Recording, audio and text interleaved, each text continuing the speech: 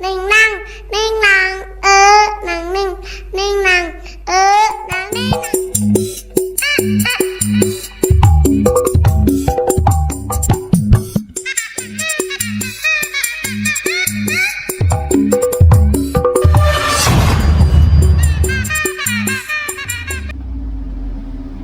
Hingga saat ini belum ada data spesifik mengenai total jumlah pengonsumsi seblak secara nasional maupun global.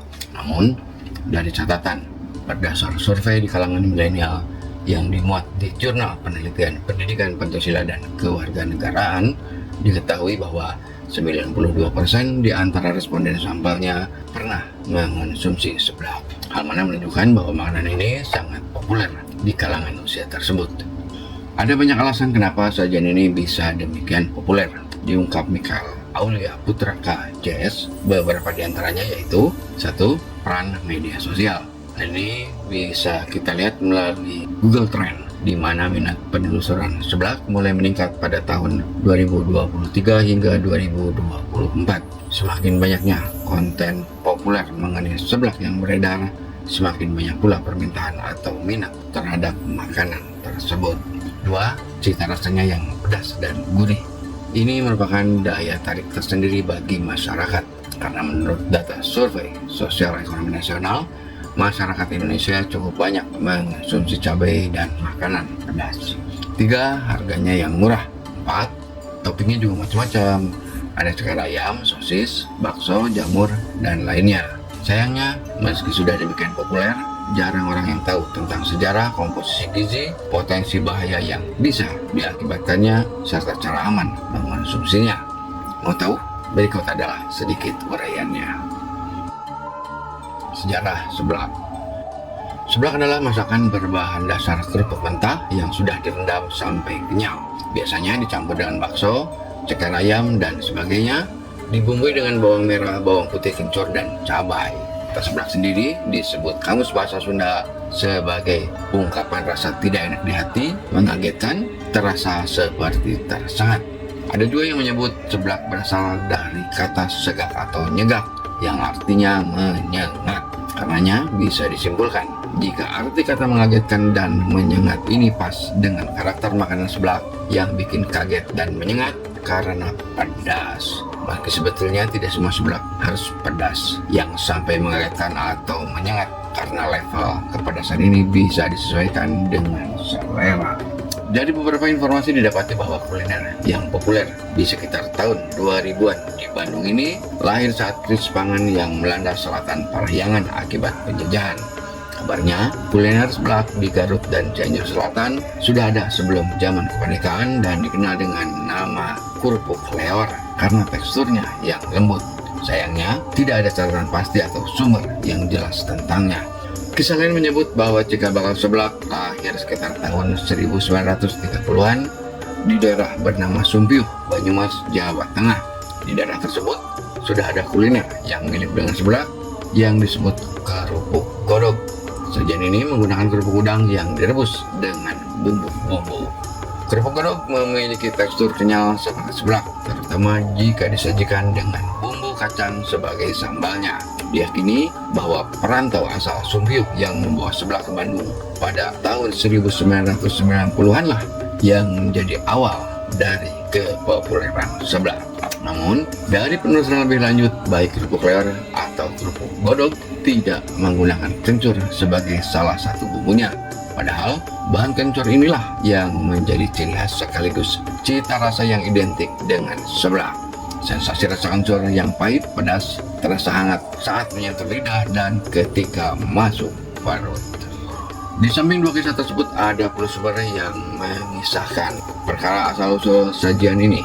Disebutkan, seblak bermula dari stok persediaan kerupuk yang berlimpah dan tidak terjual di Bandung. Saat digoreng, selain rasanya tidak seenak kerupuk yang baru dibuat, kerupuk lama juga umumnya akan lebih keras dan lebih susah dikunyah dibanding kerupuk baru. Awalnya, kerupuk lama yang menumpuk seringkali dibuang begitu saja. Lama-kelamaan orang merasa sayang untuk menyia-nyiakannya atau membuangnya begitu saja. Muncul kemudian berbagai ide dan kreasi untuk mengolahnya, hingga terciptalah seblak. Berkat kreativitas pengolahnya, kian lama seblak mengalami perkembangan jadi makanan modern dengan jumlah penikmat yang terus meningkat. Saat ini, seblak umumnya dibagi menjadi dua jenis, yaitu seblak kering dan seblak basah. Seblak kering adalah kerupuk pedas yang mirip dengan basreng alias bakso goreng. Sementara seblak basah biasanya terdiri dari seblak makaroni, seblak ceker ayam, seblak tulang ayam, seblak mie basah, seblak tulang, seblak bakso, seblak basreng, seblak batagor, seblak Aceh, seblak kue tiaw, seblak siomay, seblak pangsit, seblak kikil, seblak telur, dan lainnya. Komposisi gizi seblak. Bahan-bahan utama yang biasa digunakan dalam pembuatan seblak adalah 1. Kerupuk sebagai bahan dasar seblak. Kerupuk mentah direndam hingga menjadi lunak. Kerupuk ini umumnya terbuat dari tepung tapioka atau campuran tepung terigu. Diperkirakan kerupuk menyumbang sekitar 460 kalori dalam setiap 100 gram seblak. 2. Mie. Banyak variasi seblak yang menyertakan mie sebagai pelengkap. Jenis mie yang digunakan bisa berupa mie instan. Dalam satu porsi atau satu mangkok mie yang sudah masak terdapat 219 kalori. Kue tiaw basah itu memiliki nilai kalori 340 dalam setiap 100 gramnya. Atau makaroni basah mengandung sekitar 157 kalori per 100 gramnya. Nomor 3 adalah telur. Penambahan telur sering dilakukan untuk meningkatkan kandungan protein serta memberikan tekstur yang lebih kaya pada seblak. Kalori satu butir telur yang besar lebih kurang 74 kalori. 4. Sayuran. Berbagai jenis sayuran seperti sawi, kol, atau daun bawang sering dimasukkan untuk menambah nilai gizi hidangan. Nomor 5. Bermacam-macam bahan lain yang mengandung protein hewani. Dalam seblak modern seringkali ditambahkan sosis, yang dalam satu buah sosis ayam sekitar berat 75 gram. Jumlah kalori yang terkandung di dalamnya adalah 160 kalori. Kemudian bakso, terdapat sekitar 57 kalori dalam satu buah bakso daging sapi ukuran sedang. Kemudian juga ada ceker ayam. Dalam satu ceker ayam kecil terdapat 212 kalori, atau seafood seperti udang dan cumi-cumi. 6. Bumbu khas seblak terdiri dari bawang putih, bawang merah, kencur, cabai, dan garam. Beberapa variasi juga menambahkan penyedap rasa. Di samping menghasilkan cita rasa unik dengan tekstur beragam, yang penting untuk dicatat bahwa komposisi seblak dapat berbeda-beda tergantung pada resep dan selera masing-masing pembuatnya.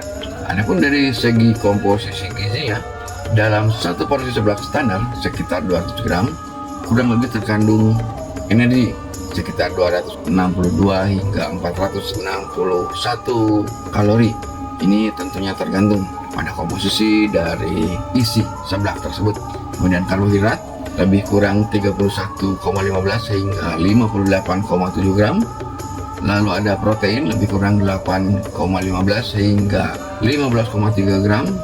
Lemak lebih kurang 13,31 hingga 18,3 gram. Lalu ada serat, jika itu ditambahkan sayuran dan sayurannya banyak, tentunya akan lebih banyak juga kandungan seratnya. Dalam porsi standar itu serat itu sekitar 4,5 gram. Lalu ada juga natrium lebih kurang 551 mg. Lalu ada kolesterol lebih kurang 121 mg. Perlu diingat bahwa nilai gizi ini dapat bervariasi berdasarkan jenis dan jumlah bahan yang digunakan. Sebagai contoh, seblak yang ditambahkan ceker ayam atau seafood umumnya akan memiliki kandungan protein yang lebih tinggi. Sebaliknya, seblak yang lebih banyak mengandung kerupuk, kandungan karbohidratnya lah yang lebih tinggi. Selain itu, seblak juga mengandung beberapa vitamin dan mineral, meskipun dalam jumlah yang relatif kecil. Nutrisi mikro yang mungkin terdapat dalam seblak antara lain vitamin A, diperoleh dari sayuran seperti wortel atau sawi, vitamin C, dari sayuran hijau yang ditambahkan zat besi, terutama jika menggunakan bahan hewani seperti daging ayam, serta kalsium dalam jumlah kecil, terutama jika menggunakan telur atau produk susu. Meskipun seblak mengandung beberapa nutrisi yang penting, perlu diketahui bahwa hidangan ini juga memiliki kandungan kalori, lemak, dan natrium yang cukup tinggi. Oleh karena itu, disarankan untuk membatasi konsumsi seblak dan tidak menjadikannya sebagai makanan utama dalam pola makan sehari-hari. Pengaruh konsumsi seblak terhadap kesehatan. Meskipun seblak memiliki rasa yang menggoda, mengonsumsinya secara berlebihan dapat berdampak buruk bagi kesehatan. Ada beberapa risiko yang patut diperhatikan. Satu, yaitu risiko obesitas. Sumber seblak dapat mengandung hingga 461 kalori yang setara dengan sekitar 20 hingga 25% dari kebutuhan kalori harian rata-rata orang dewasa. Ini artinya jika dikonsumsi secara rutin tanpa diimbangi dengan aktivitas fisik yang memadai, seblak dapat meningkatkan kemungkinan terjadinya obesitas. 2. Tekanan darah tinggi. Kandungan natrium yang tinggi dalam seblak mencapai sekitar 551 mg per porsi bisa menjadi masalah bagi individu yang rentan terhadap hipertensi. Asupan natrium yang berlebihan dapat menyebabkan frekuensi cairan dalam tubuh yang selanjutnya dapat meningkatkan tekanan darah.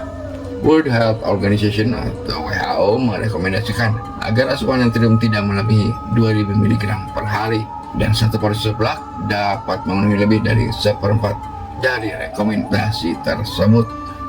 3. Gangguan pencernaan. Bumbu pedas yang menjadi ciri khas seblak dapat memicu gangguan pencernaan pada beberapa orang, terutama bagi mereka yang memiliki masalah seperti MAH atau sindrom iritasi usus besar alias irritable bowel syndrome. Capsaicin, senyawa yang memberikan rasa pedas, dapat meningkatkan produksi asam lambung dan menyebabkan ketidaknyamanan atau bahkan nyeri pada sistem pencernaan.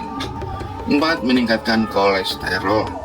Kandungan kolesterol dalam seblak mencapai sekitar 121 mg per porsi. Jika dikonsumsi secara berlebihan, seblak dapat berkontribusi pada peningkatan kadar kolesterol dalam darah, terutama jika dikombinasikan dengan pola makan yang tinggi lemak jenuh. Hal ini berpotensi meningkatkan risiko penyakit jantung dan gangguan pembuluh darah. Nomor 5, yaitu ketidakseimbangan nutrisi. Walaupun seblak mengandung beberapa nutrisi penting, komposisinya tidak seimbang untuk dijadikan makanan utama. Jika seblak dijadikan pengganti makanan yang lebih bergizi, dapat terjadi kekurangan serat, vitamin, dan mineral penting lainnya.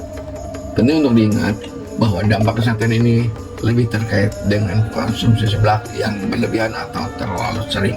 Mengonsumsi sekali dalam jumlah yang wajar umumnya tidak menimbulkan masalah kesehatan yang berarti bagi kebanyakan orang. Tips konsumsi seblak agar lebih sehat.